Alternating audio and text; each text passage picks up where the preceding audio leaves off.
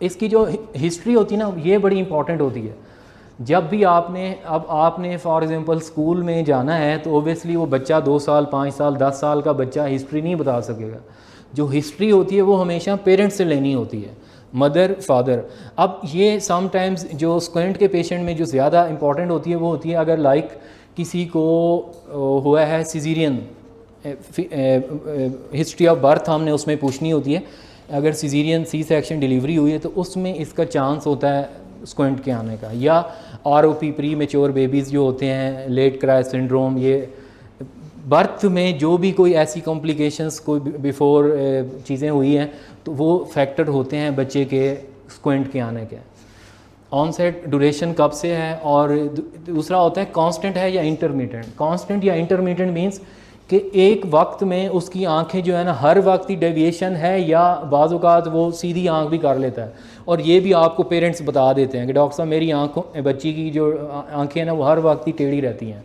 या आपके पास भी हमें जब भी पेशेंट आपके पास क्लिनिक में एंटर होता है तो आपकी ऑब्जर्वेशन और जो आपकी जो मुआयना एग्जामिनेशन है वो उसके चलने से भी शुरू हो जाता है। अब एक पर्सन है कि फॉर एग्जांपल वो आपके क्लिनिक में एंटर हुआ, आपने देखा उसको राइट एक्सोट्रोपिया था, वो आइट डेविएट होगी, और आपने देखा है 2-4 मिनट तक उसकी आंख राइट ही एक्सो में है, तो इट्स मीन्स उसको इसमें क्या हुआ है, कांस्टेंट राइट एक्सोट्रोपिया। अब वो बैठा है क्लिनिक में तो उसने ब्लिंक किया है तो फिर उसकी लेफ़्ट आई में डेविएशन आ गई है। इट्स मीन्स इसको अल्टरनेट एक्सोट्रोपिया है, कांस्टेंट एक्सोट्रोपिया है। ठीक है। अब एक पेशेंट एंटर हुआ है आपके क्लिनिक में तो बज़ाहिर उसकी आंखें टेढ़ी नहीं लग रही। ठीक है। पेरेंट्स आ रहे हैं, डॉक्टर साहब जब बच्चा बीमार होता है या कोई स्कूल से थका हुआ आता है या नींद जब आ रही होती है या जो फीमेल कोई ओबियसली कोई रिश्ते वाले जब आते हैं तो बात इस तरह की होती है, तो बच्ची मेरी जो है ना थोड़ी स्ट्रेस की वजह से इसकी आंखें डेविएट हो जाती हैं, तो हमें जो है ना इसका इलाज करवाना है। मैं मगर उसको देख रहा हूँ बच्ची को, मुझे ऐसा फील नहीं हो रहा उसका टेढ़ापन। अब इसको कहते हैं इंटरमिटेंट, या इसमें क्या होते हैं, इसमें फ्यूजनल रिज़र्व मरीज़ के इतने बेहतर होते हैं कि वो आंखों को अपने मसल्स को ग्रिप करके वो वक्ती तौर पर उसको स्ट्रेट कर लेता है। अब ऐसे मरीज़ का जो असेसमेंट होती है, जब आप उसका अल्टरनेट कवर टेस्ट करते हैं, उसकी फिक्सेशन ब्रेक करते हैं, फिर पता चलता है कि इसको डेविएशन है भी सही या नहीं है। तब पहले मेरा पॉइंट था भाई ये कांस्टेंट ही है, वो कांस्टेंट वाले में ऐसा जितनी साइंस नहीं है।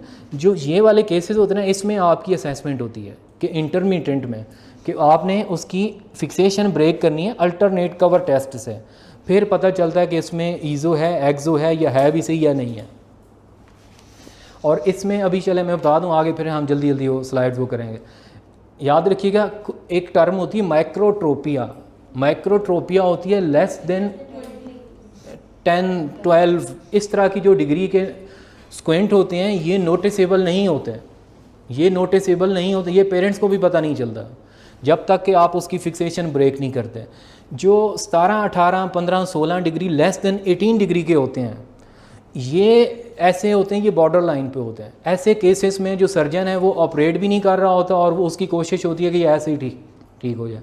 जो सर्जरी हमेशा स्क्वेंट की होती है वो तब होती है जब आपका स्क्वेंट है मोर देन 18 प्रिज्म का, 20, 25, 30, 35। मैंने जो मैक्सिमम सर देखा हुआ है वो 135 का था प्रिज्म डायोप्टर।